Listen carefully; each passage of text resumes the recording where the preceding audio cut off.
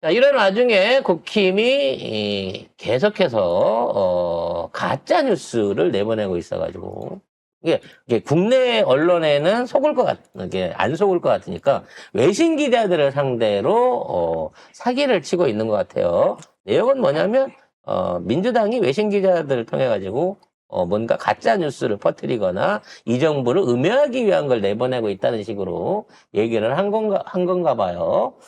자, 관련된 얘기 좀 들어보도록 하겠습니다. 네. 자, 국민의힘은 이재명 대표가 신화통신 기자가 포함된 외신 기자들과 비공개 회동을 가졌고 이것은 비밀 회동이다라고 규정을 하면서 법률 위반 가능성과 중국 정부의 정보가 유출될 우려를 제기를 했습니다. 이 부분과 관련해가지고 외신 기자협회가 들고 일어났습니다. 공동 입장문을 발표를 했는데요. 이 간담회는 일본계 외신 기자들이 시작한 정기적인 공부 모임의 일환이었고 여기에 일본, 미국, 영국, 중국 등 다양한 국적의 외신 기자들이 민주당과의 사전 조율에 따라 초청이 됐고 국민의힘 니들도 이전에 이 모임에 참석한 사례가 있지 않느냐라고 이야기를 했습니다. 그러면서 외신 기자들은 국민의힘이 특정 매체의 국적에 대한 선입관을 바탕으로 사실관계 확인 없이 비판을 했고 이는 외신 기자들의 취재 활동과 언론의 자유를 위축시킬 수 있다고 강하게 반발했습니다. 자유로운 취재 환경 보장하라. 언론의 자유 침해하지 말아라. 라고 이야기를 했습니다. 제대로 쪽팔린 상황이 돼버린 거죠. BBC, 워싱턴 포스트, 뉴욕타임스, CNN, 그다음에 신화통신, 인민망 뭐 이렇게 해가지고 기자까지 한 15명의 외신 기자가 여기에 참여를 했습니다. 그럼 지금 대한민국에서 내란 상황에 대해서 물어보려고 그러면 대답해줄 수 있는 기관이 뭐가 있어요? 민주당 하나밖에 없잖아. 그럼 니네들이 불러갖고 그럼 니네들이 기자회견을 하면서 윤석열이 이러이러한 짓을 했다고 내란을 저질렀다고 그렇게 스스로 기자회견을 하든가. 니들 내란 아니래며. 이게 이재명 대표 그러니까 국힘에서는 뭘 하고 있냐면 지금 중국 얘기를 계속 하잖아요. 뭐 집회에도 중국 애들이 오고 뭐 경찰에도 중국 애들이 있어가지고 그렇고. 국회의원이라는 것들이 어떻게 그런 생각을 할 수가 있지? 근데 국힘은 그렇게 얘기를 하면 또 저쪽에서 막 해가지고 야 역시 중국이네 이러고 있다고. 그 사람들이 원래 뇌가 썩었으니까 그렇게 믿고 있는데 문제는 국힘이 얘기하는 거는 이재명 대표가 아예 그러니까 중국하고 뭐 내통했다 이런 그렇지. 식으로 하려고 하는 거야. 근데 그 모임에는 알고 보니까 외신 기자들 다 있었고 국힘도 했었고 했던 건데 아니 그럼 외신 기자들까지 다 욕먹이는 거잖아. 그래서 지금 한중 간에 비자 자유화된 게 지금 우리 정치에 개입하려고 중국에서 관광객으로 위장해가지고 지금 아니 그러면 엄청난 숫자가 해서 광화문 집회에 참여하고 있다는 거 아니야? 최상목 대행은 지난주에 중국 기업인들하고 만나가지고 만찬했잖아요. 구걸했잖아. 돈 투자해달라고 구걸한 게 구걸했잖아요. 밥 먹고. 최상목이야. 그건 뭐야? 니들은 구걸했지. 나는 상하이 가갖고 대접받고 인정받고 비즈니스하고 왔어. 내가 진짜 중국 전문가지. 어쨌든 이 국힘에서 나오는 말은 믿으면 안 됩니다. 믿으면 그냥 뇌가 썩은 사람에는 똑같이 되는 거예요. 그래서 지금 국힘 안에서 이제 국장을 놓고 배현진이 잠시 주춤한 사이에 김민정과 나경원이 다투고 있거든요. 네. 그러다 보니까 이제 아니 근데 저쪽 애들은 약간 나사 하나 빠진 애들 같아. 서울대에서 뭐지? 내가 보기에는 관악산 그쪽에 물이 나빠. 거기서 밥 먹은 애들이 한 4년 그 서울대 안에서 식당 밥을 먹으면 애들이 약간 이 맛이 가갖고 나오나 봐. 많이 맛이 갔어. 애들이 다 상태가 다 이상해. 그래서 지금 김민전이 백골단을 불러놓고 이게 문제가 되니까 사과를 했잖아요. 그리고 해골단이었던 이름을 바꿨잖아. 파란 해골 13호 같은 건가? 그래서 해골단이다라고 주장을 하면서 자기는 그럴 의도가 없었다고 얘기를 하고 있고 지금 나경원이 빠르를 들고 설치니까 김민전은 해골을 들고 설치고 있다라는 얘기가 나오고 있거든요. 그래서 여기 관련해갖고 지금 민주당이 제명을 시키겠다라고 얘기를 하고 있는 건데, 자, 이와 관련된 뉴스 기사가 없어졌다고 합니다. 통신사 기사가 없어졌기 때문에 이건 사실 큰 거거든요. 일반 언론사가 걸어놨던 게 아니라 통신사에서 백골단을 끌고 와가지고 기자회견을 했다. 국회로 진입을 시켰다라고 하는 부분에 대한 기사를 없애버렸다고 합니다.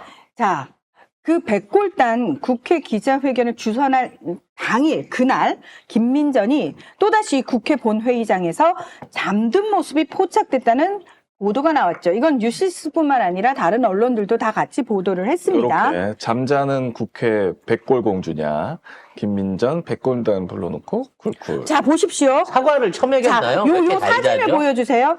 자, 김민전 측은 난 잠들지 않았다. 뉴스 검색 및 고민 중이었다. 자, 여러분 뉴스 검색이나 고민의 모습으로 보이나요? 이 모습이? 고민하는 확실히 김민전. 속눈썹이 다쳤는데.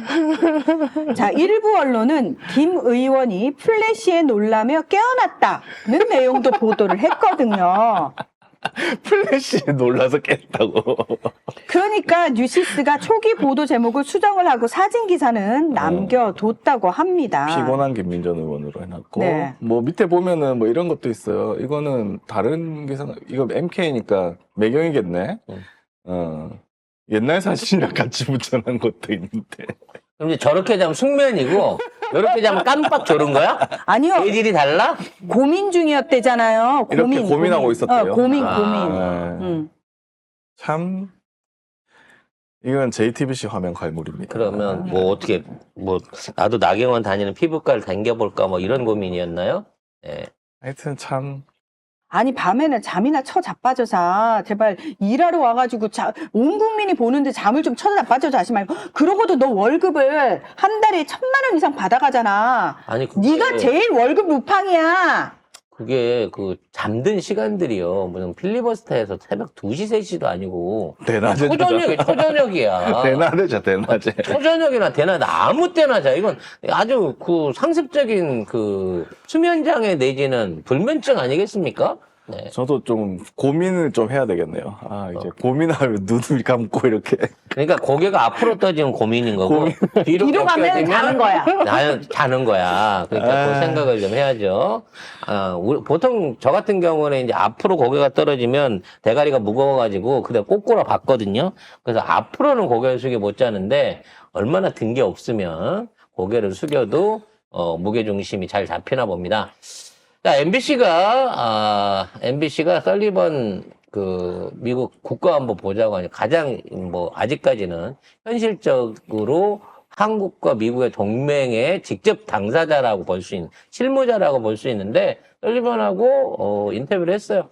자꾸 물어본 거죠. 네, 계엄 어떻게 생각하냐? 간편하게 얘기를 했습니다. 네, 충격적이고 잘못된 일이다. 네. 자, 연합뉴스를 비롯해서 10개 주요 내 외신과 인도태평양 관련 라운드 테이블을 가졌습니다. 그러니까 허심탄회하게 이야기하는 시간을 가졌는데요. 거기서 이 이야기를 했습니다. 계엄령 선포에 대해서. 충격적이었으며 나는 그것이 잘못됐다고 생각했다. 우리는 이제 헌법적 절차대로 진행되는 것을 보고 있다. 우리는 그것이 폭력 없이 한국 헌법에 따라 이루어지길 바란다. 라고 이야기를 했습니다. 빨리빨리 탄핵시키고 치우라는 거야. 그러니까. 왜냐면 미국도 윤석열이 되살아나는 경우가 온다 그러면 미국이 주장하는 민주주의, 뭐 헌법에 따른 뭐 공화국 체제 자체를 완전히 부정하는 거죠. 네. 네. 지금 미국은 어떤 상황이 됐냐면, 야, 너네 그렇게 민주주의 체제의 우월성을 이야기를 하면서 한국을 예시로 들었잖아. 근데 그 한국이 지금 대통령이란 작자가 나와가지고 불법 계엄을 하고 내란을 직접 일으켰네? 독재할 뻔했네. 네. 그러면서 그 얘기하자. 뉴욕타임즈 기자의 질문 그 내용 그대로예요. 어떻게 미국이 철통 같은 동맹이라고 얘기하고 민주주의의 가장 좋은 본보기라고 얘기하는 한국이 그들의 적성국인 중국, 러시아, 북한과 같은 행태를 보이냐. 이거에 대해서 어떻게 생각하냐. 쪽팔려서 말을 못한다는 겁니다, 지금. 그러면서 트럼프만 믿고 있다는 거예요. 그러면서 트럼프가 우리를 도와줄 거다라는 믿음이 뭐에서 출발했냐? 우리가 친중 국가로 바뀌는 거를 미국이 싫어하기 때문이다. 뭔 소리야? 자, 갑자기. 트럼프는 제가 10년 정도 트럼프를 봤어요. 2016년 트럼프가 대선에 나올 때부터 저는 국제정치 평론을 했어요. 제가 본 트럼프는 헛소리하고 막말하고 욕설하지만 중요한 건 이 사람은 모든 걸 다 계산하에서 하는 사람이고요. 더 중요한 건 이 사람은 남의 말 안 들어요. 자기 가족밖에 안 믿습니다. 절대 다른 사람을 믿지 않습니다. 그리고 트럼프는 무조건 자기가 직접 결정합니다. 탑다운입니다. 모든 걸 다 탑다운입니다. 그래서 지금 장관 지명자들이 다 어떤 사람이냐? 트럼프 말을 그냥 다 실행해 줄 사람들밖에 없다는 거예요. 왜? 1기 때는 자기 사람이 없으니까 나름 추천받아가지고 괜찮은 사람들 앉혀놨더니 이 새끼들이 내가 뭘 결정했는데 내 말대로 안 따라주더라는 거야. 그것 때문에 열받아가지고 트럼프가 이를 갈았단 말이에요. 그래서 지금은 트럼프 주니어 장남이 얘기를 딱 했어요. 우리 아버지 생각에 반대하지 않을 사람들만 다 지금 앉혀놨다라고 얘기를 하는 거예요. 다시 말해서 트럼프가 무언가를 결정했는데 거기에 반발을 한다? 그럼 그 장관은 잘리는 거예요. 그리고 트럼프는 무조건 그래서 트럼프를 직접 만나서 트럼프랑 협상을 해야 돼요. 그래서 다른 거 걱정 안 하셔도 된다. 트럼프가 혹시라도 윤석열 편을 들지 않을까? 아니요. 일단 트럼프는 윤석열이란 작자가 지지율도 낮고 이미 문제를 일으켜가지고 쟤는 아웃됐다라는 거를 알고 있는 상황에선 절대 윤석열과 다시 이야기할 이유가 없습니다. 한국에 새로운 정권 들어오면 그 정권이랑 이야기할 거야 라는 입장이에요. 그리고 기본적으로 트럼프와 가장 좋은 관계였던 국가 정상은 문재인 대통령이었어요.